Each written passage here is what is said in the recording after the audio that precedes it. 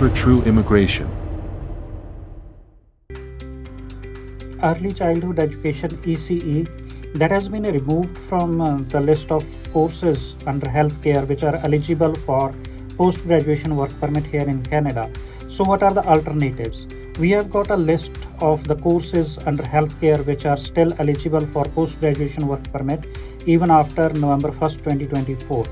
The list is practical nursing, office admin, healthcare, then is social service worker is there, community and justice worker is there, pharmacy technician, biotechnology, then pre-health sciences, health, wellness and fitness.